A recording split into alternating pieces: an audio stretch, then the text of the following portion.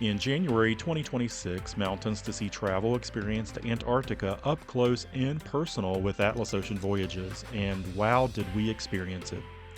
So many stunning landscapes, so many encounters with Antarctic wildlife, all while sailing on a luxurious yacht. So, coming up on our newest installment of Peak to Beach, you will hear our honest review of this fantastic cruise line.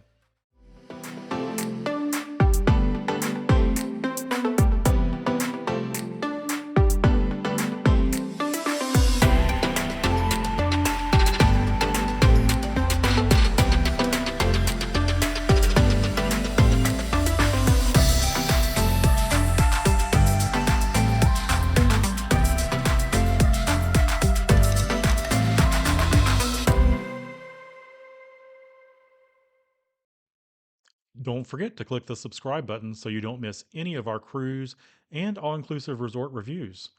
As always, you will get our complete and honest opinion so you can make informed decisions when working with your favorite travel advisor.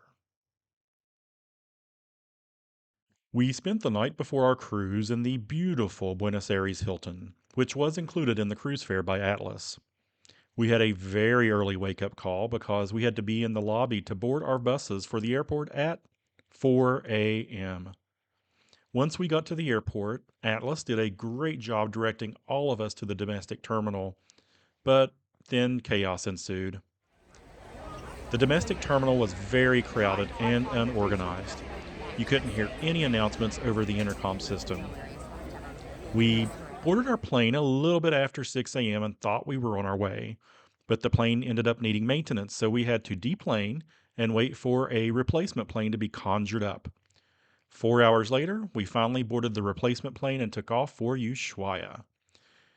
We did receive a lovely breakfast box on board, although it was now lunchtime, and we also received a nice toiletries bag, which definitely was a pleasant surprise. Ushuaia is located at the very bottom tip of Argentina and the most popular port to start an Antarctica expedition cruise. It is absolutely beautiful, and I'm disappointed I didn't get to spend a little more time there. And unfortunately, the short time was cut even shorter because of the airplane mechanical issues we experienced.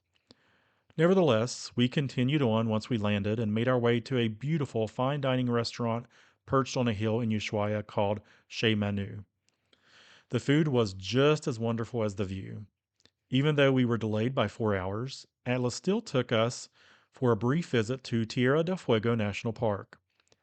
The parts of the park we saw were beautiful, and we did get to visit the southernmost post office on the planet, but unfortunately it was temporarily closed due to the condition of the pier, so we didn't get to mail any postcards. After about an hour in the park, we hurried back to the ship so we could have on time departure to Antarctica.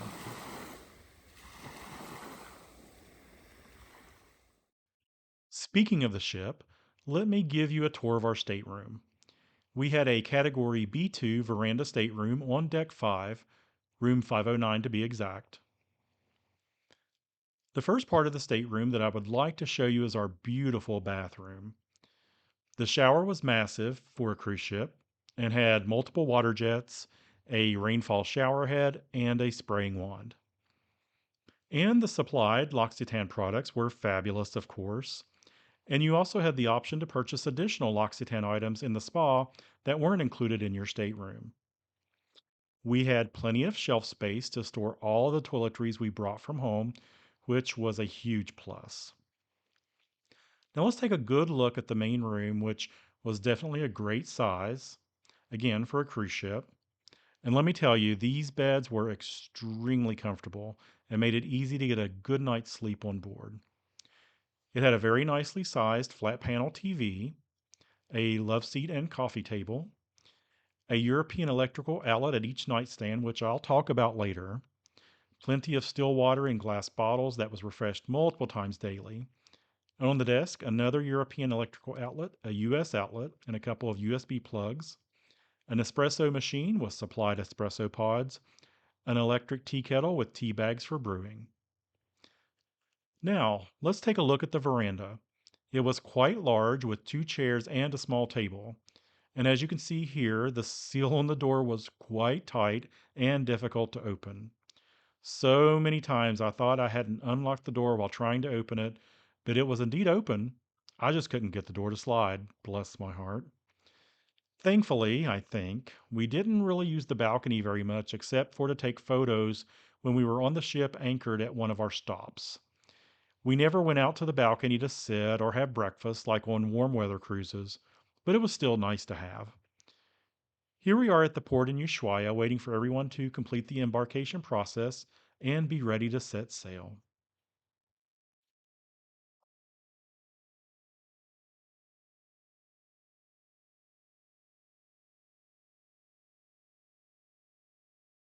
Okay, let's go back to the European electrical outlets on the ship. I would highly recommend purchasing both of these items to take with you. There are 4 European outlets in each stateroom, and these 2 items made it very easy to charge my devices and plug in my CPAP. I'll leave links for both products for you to check out below. Once we set sail, we had our first program of the cruise in the auditorium, going over all of the events for the following day. Since we were going to be at sea the next day, a ton of briefings and lectures were scheduled for us. I have to say, the lectures were fantastic, and I learned so much from them. After the recap, it was time for our very first meal on the World Voyager, and let me tell you, the food on board is amazing. More to come on that later. One thing I would like to note is how well they kept us all organized. Part of the regulations in Antarctica will only allow up to 100 people on land at any one time. Our cruise had 164 guests on board, so they broke us up into 4 groups: A, B, C, and D. The group you were in was determined by your stateroom, and your neighbors were in your group. As you can imagine, it can be a challenge to coordinate 164 people for Zodiac cruises and landings. But let me tell you, Atlas has it down to a fine art. We embarked on January 15th and were supposed to have sea days on both the 16th and 17th. But as you can see from the slide, we actually made it to Antarctica a day early and got a bonus Zodiac cruise. The captain had hurried us along to avoid some bad weather coming into the Drake Passage, so we got to experience a Drake Lake on the way there, which I was very happy about. Speaking of the captain, we got to meet him and his crew on the evening of the 16th. These folks are top notch and they deserve a medal for how great they were. More on that later. January 17th had arrived, and since I was planning on doing the camping experience, I needed to attend the required camping briefing. Atlas is one of the few cruise lines that offers an overnight camping experience when you are in Antarctica. How unbelievably cool would it be to say you camped on Antarctica? If you set foot on the continent, you're already part of the 0.02% of the global population that has ever set foot on Antarctica. Only about 20 people out of 164 on our cruise did the camping. I can't do the math on the fly, but let's just say if you camp on Antarctica, you're part of an extremely small, special group of people who can say they did it. As you can see from the slide, as of January 2026, the cost for the camping was $750 per person. Setting up your camp was going to be a little bit of a chore, as you can see. Yes, you had to dig your own pit to set up camp and sleep in. And as I mentioned, I was planning on being one of those people who camped. But unfortunately, when my 6'4" body was attempting to get into the sleeping bag during this briefing, I was too tall to fit. The instructions for camping were very specific, and you had to follow them to a T to even, well, go camping, but also to have a great experience that night. One thing to keep in mind is that it never really gets dark in Antarctica during their summer. You're not going to experience seeing a sky full of stars and will need to take sunglasses to actually help block out the light so you can sleep. So, how do you go to the bathroom when you're out there? Well, the guides do set up a makeshift bathroom at the camping site, but you can only do a number one, and well, there's no privacy. Later in the day, we finally got to see Antarctica. What a beautiful sight! Once we were anchored, we did our Zodiac cruise to tour the South Shetland Islands and Edinburgh Hill. Edinburgh Hill is a striking 591-foot high volcanic formation of columnar basalt. It is located on Livingston Island in the South Shetland Islands. Edinburgh Hill forms the northwest entrance to Moon Bay and remains one of the region's most distinctive coastal features. What a great first day in Antarctica! But there was definitely more to come. January 18th, we would actually set foot on Antarctica and say we truly visited the seventh continent. As you can see from the slide, we had a very busy day ahead of us. First up in the morning was our Zodiac cruise in the Spurt Islands. The Spurt Islands are located off the western tip of Trinity Island in Antarctica's Palmer Archipelago. They are one of the most dramatic and otherworldly landscapes on the Antarctic Peninsula.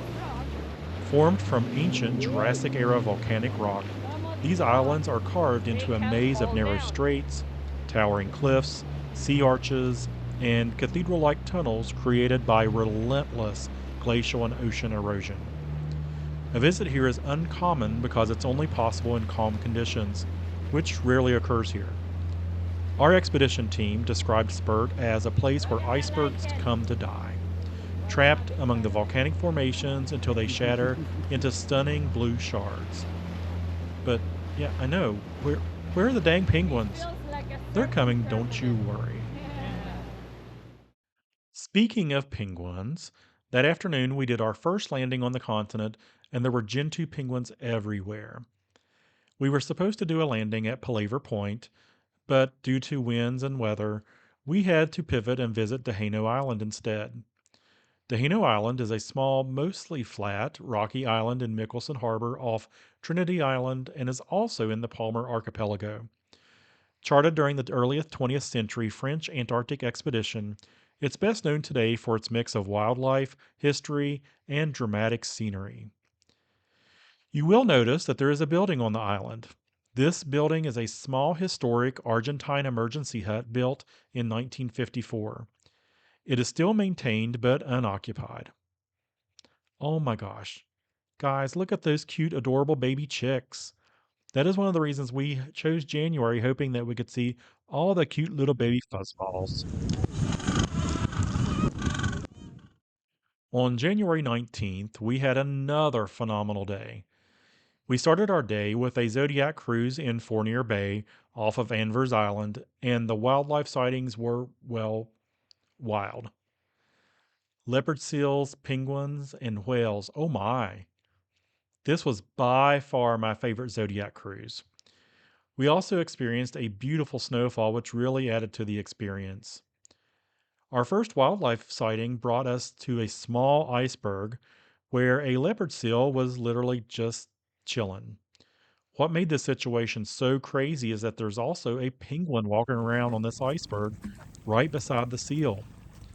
Leopard seals dine on penguins, so either that seal and penguin had a gentleman's agreement or the penguin was suicidal. Thankfully, the leopard seal didn't eat the penguin, well, at least while we were there.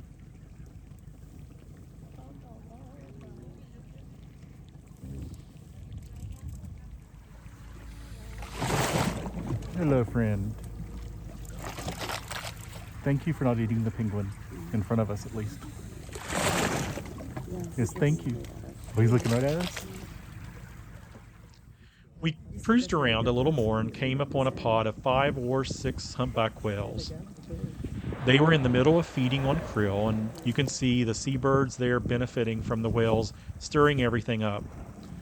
I was hoping one of them would breach, but unfortunately, we did not get that lucky.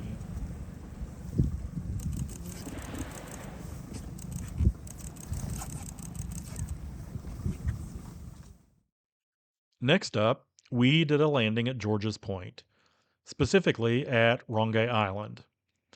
We got to see some Gentoo and chinstrap penguins here. Well, just look at those baby chicks. How freaking adorable.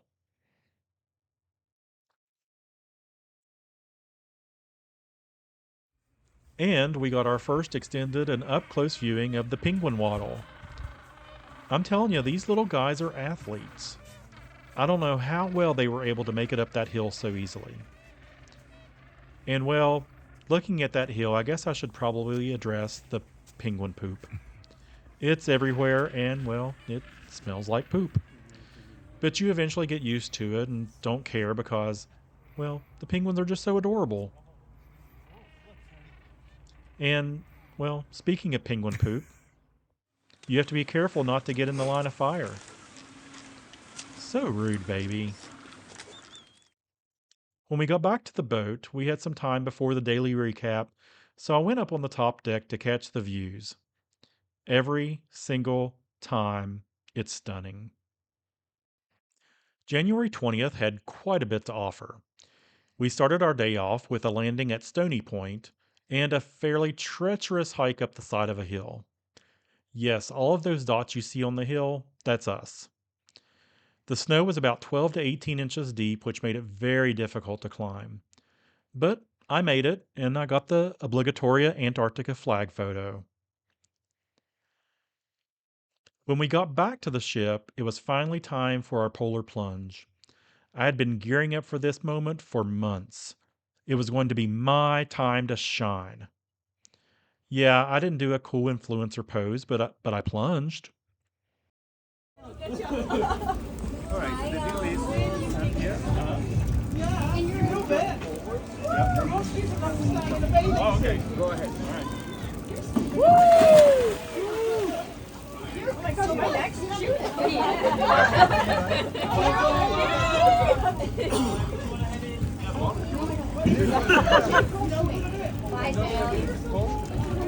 No, not really. So cold. I know, that's fun. I know. She is. Come on. When the plunge was over, you were greeted with shots of your favorite alcohol or some hot chocolate to warm you up. Although I could have had both, I went for the alcohol. Okay, I mentioned earlier that I was going to give you the lowdown on the food, and now it's time. I'm going to start out with my favorite lunch and possibly even my favorite meal on board: the smashed burger with fries. Y'all, I don't know what was in that burger, but it was magical. The best burger I've ever eaten in my life, and I had it almost every day at lunch because, well, I knew it was limited time only. I miss it so much. The first evening we were on board, we had a welcome gala with a special dinner menu. Let me just say that the beef Wellington we had that night was pure perfection. There were so many choices that sometimes it was difficult to decide what to get. But really, that was never a problem because if you were really nice to your server, they would get you 2 different starters or 2 entrees or 2 desserts. Yeah, you're definitely going to gain weight on this cruise, but honestly, it's worth every pound.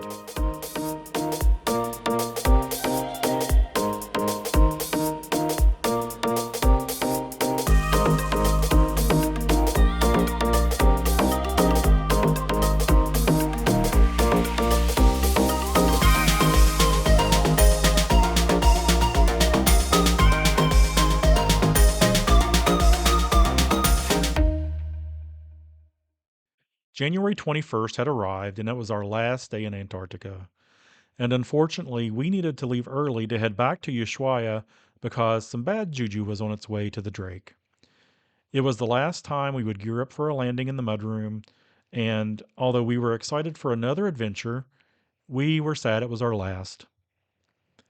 Our final landing took us to Yalor Island, the furthest south we had been so far.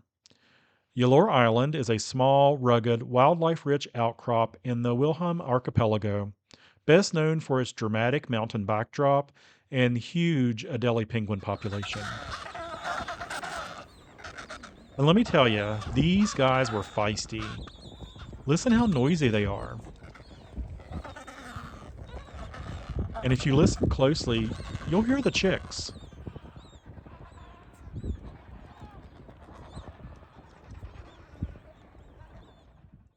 Probably my favorite video of the trip was this little guy trying to make his way down a rock without falling.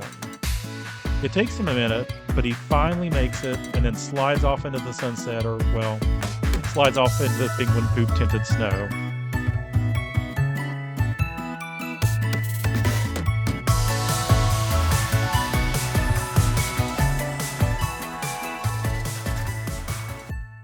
Unfortunately, it was now time to say goodbye to Antarctica and start the journey home. On the way, we went through the Lemaire Channel, and it was breathtaking. Icebergs, big and small, were everywhere. And it was also a great place to take a selfie. So sit back, relax, and enjoy the view.